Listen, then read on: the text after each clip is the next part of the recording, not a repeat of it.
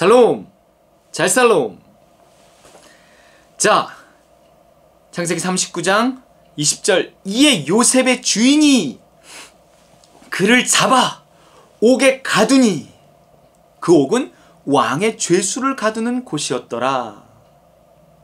요셉이 옥에 갇혔으나 이게 그 집들에 있는 옥이라 그래. 친위대장 그 애굽 사람 보디발이었기 때문에 그 집에 그 감옥이 있었던 것 같아요. 집이 얼마나 컸는지 모르겠지만, 그리고 그 감옥은 주로 정치적인 어떤 이 범죄를 저지른 사람들을 수용하는 감옥, 좀 특별한 특수한 감옥이었던 것 같아요.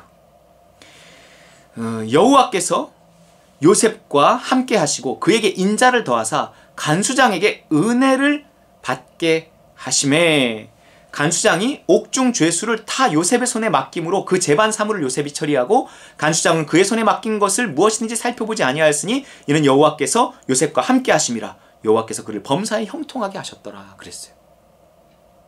그러면 왜 이런 감옥에 가두게 했을까요? 20절에 그 옥은 왕의 죄수를 가두는 곳이었더라 이렇게 나온단 말이에요. 무언가 여기에 힌트가 있지 않을까요? 이것은 분명히 삶이 꼬인 곳이고 어느 정도 이제 삶이 평탄해진 것 같은데 또 하나님이 내 삶을 흔들어 놓은 것 같고, 하나님이 도대체 왜요? 라고 할 만한 상황이고, 하나님을 원망할 만한 상황이고, 인생이 꼬이고 힘들어지고 괴로워진 것 같은 상황인데 뭔가 그게 지금 아닌 것 같다는 거죠. 왕의 죄수를 가두는 곳이었더라? 이거는 뭐지? 하는 거예요. 예, 애굽 그 친위대장 애굽 사람 보디발, 그냥 일반인 집에 팔릴 수도 있는데 하필 왜 여기지? 뭔가 이렇게 있는 겁니다. 여러분, 우리 삶에서 일어나는 큰일, 정말 큰일이 있을까요? 우리에게? 큰일 났다. 없습니다. 우리 믿는 자에게 큰일은 없어요. 하나님이 야 큰일 났다 야 이런 게 있을까요? 하나님이 모르시는 일들이 있을까요? 없어요. 하나님이 모르시는 큰일 이런 게 없단 말이에요. 그러면 내가 생각할 때 큰일이지만 그것은 이미 하나님이 알고 계시는 일이고 하나님의 섭리 가운데 다 있는 일이란 말이에요. 그러면 내가 하나님의 관점에서 그 문제를 보고 무언가 있겠지 라고 그걸 수용할 수 있어야 된다는 거죠. 그래야 그것을 통해서 이루어져야 할 하나님의 뜻이 이제 이루어져 가는 거예요. 그게 필요했기 때문에 있게 하시는 거죠. 왜 왕의 죄수였을까? 여러분, 저는 이거를 하나님의 커리큘럼이라 그래요. 하나님의 커리큘럼, 하나님의 교과 과정이라는 거. 내 삶에서 꼭 필요한 게 있어요.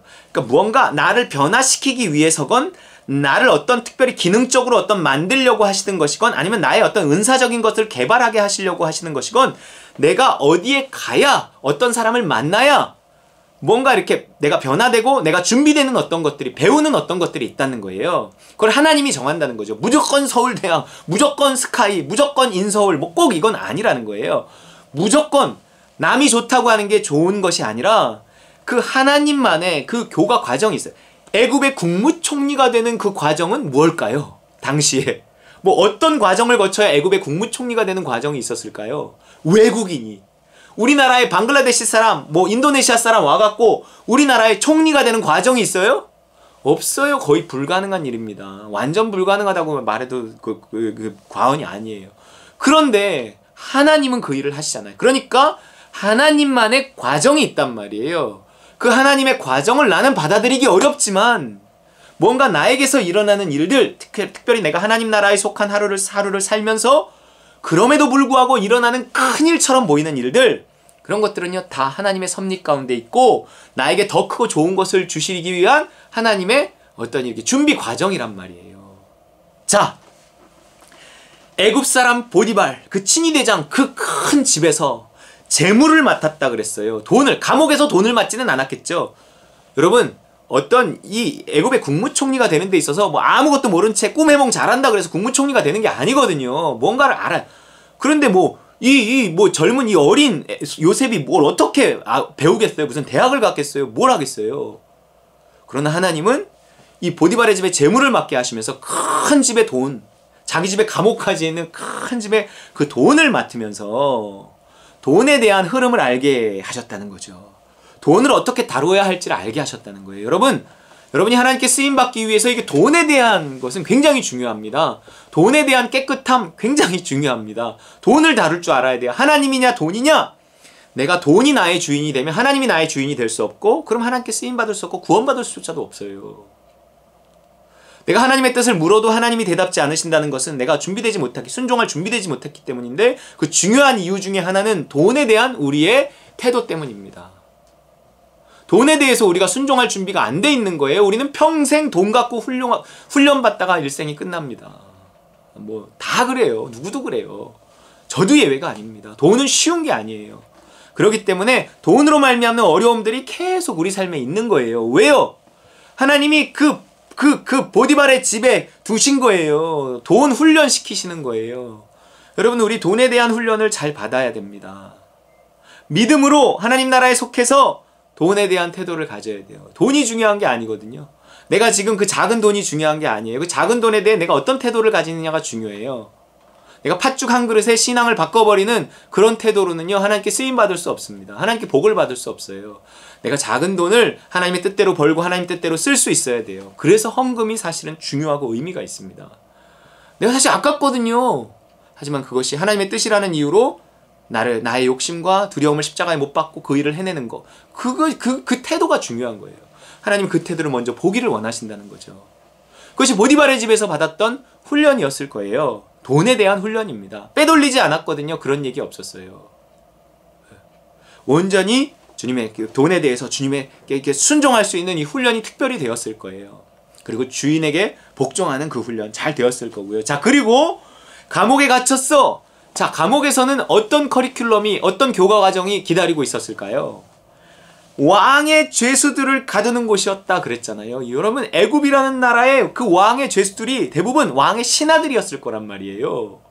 여러분, 그 신하들이 어떻게 해서 그 자리까지 갔을까요? 무슨 요셉 같은 과정을 거쳐서 갔을까요? 아니에요. 엘리트 코스를 거쳤을 거란 말이에요. 귀족 출신들이 엘리트 코스를 거친 다음에 뭐 결혼을 통해서건 뭐를 통해서건 왕의 측근이 되고 왕에게 발탁이 되고 아주 똑똑한 사람들이었어요. 애굽을 움직이던 사람들이었습니다. 왕 밑에서. 그러니까 술 맡은 관원장, 떡 맡은 관원장 나중에 나오잖아요. 그 술 맡은 관원장, 떡 맡은 관원장들은 어마어마한 지위였어요. 당시에는 그것이 왕궁의 요리사 이런 것들이 아니었어요. 왕의 목숨이 오고 갔기 때문에 아주 정말 신뢰할 수 있는 사람이 아니고선 세우지 못했거든요. 어떤 그런 사람들, 정말 왕을 아주 잘 아는 왕의 측근들, 애굽을 아주 잘 아는 사람들, 그런 사람들이 와서 이 애굽의 정치에 대해서 요셉에게 말해주지 않았겠습니까? 왜냐하면 감옥에 그냥 갇혀있지 않았거든요. 요셉이 재반 사무를 다 처리하면서 업무를 봤을 그 왕의 죄수들을 가두는 감옥의 행정 업무들을 맡았을 뿐만 아니라 이게 그 왕의 죄수들과 얼마나 많이 대화했겠느냐고요. 그러면서 거기에서 어디서도 배울 수 없었던 것들을 배웠겠죠. 그 실무를 하는 사람에게 있어서 최고의 어떤 이 학습을 했던 것입니다. 직접 만나서 뭐 화상, 영상 뭐 이런 것도 아니에요. 책도 아니에요. 정말 그 지금의 애굽의, 현재의 애굽을 책임지고 있던, 그러다가 왕이 기분 나빠갖고 또 혹은 뭐 어떤 사연으로 감옥에 오래도록 혹은 잠시 갇혔던 그들, 또 나중에 다시 빼내서 쓰고 그러단 말이에요. 복직시키고 그런단 말이에요. 그런 사람들이 와갖고 지금 이 요셉에 의해서 돌봄을 받으면서 요셉과 얼마나 많은 대화들을 주고받으면서 무역은 어떻고, 국방은 어떻고, 정치는 어떻고, 경제는 어떻고, 이런 전문가들을 쌍그리 딱 모아놨을 거예요. 특히 이때는 많았을 거예요.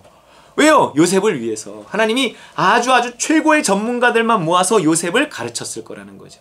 그냥 뭐 은사만 있다고 쓰임받는 게 아니에요. 하나님께서 그를 이렇게 준비시키시는 과정이 있습니다. 그런데 그 준비 과정이 거기서 되리라고 누가 알았겠어요. 그렇기 때문에 우리는 선하게 판단을 돌려드리고 하나님이 인도하심을 따라 순종하며, 왜요? 싫어요? 그러지 말고 아멘, 예스! 이러면서 무언가 있겠지. 그러면서 나의 오늘을 받아들이고 일어나는 일들을 받아들일 때, 이 코로나의 현실을 받아들이며 이때 내가 무엇을 해야 할지를 하나님께 묻고 그 기회를 잡을 때, 그러면 이것이 끝났을 때, 그 감옥에서 나갔을 때 하나님이 때가 됐다고 생각하면 하나님이 그를 들어서 사용하시는 것입니다. 요셉을 사용하시는 하나님은 요셉을 준비시켜요. 하라 하신 하나님이 할 수 있게 하시는데 하나님이 준비해야 쓰임받을 수 있는 일은 준비도 시키신다는 거예요. 그러니까 하나님의 교과 과정 어떤 건지 모르니 나는 오직 순종하며 입술로 범죄치 않고 나에게서 일어나는 일들을 다 예스 받아들이면서 내가 살아나갈 때 나는 변화되고 나는 준비돼서 하나님께 귀하게 쓰임받는, 나와 남을 구원시킬 수 있는 그 아브라함의 복, 그 자리까지 나아가서 하나님 나라 확장을 위해 쓰임받을 수 있게 되어지는 것입니다. 오늘도 이 요셉의 복이 또한 우리에게 임해서 우리의 삶을 수용하고 받아들이고 원망하고 내가 욕심으로 그것을 해결하는 것이 아니라 끝까지 믿음으로 받아들여서 하나님께 귀 준비되고 쓰임받는 저와 여러분 되시기를 주의 이름으로 축원합니다.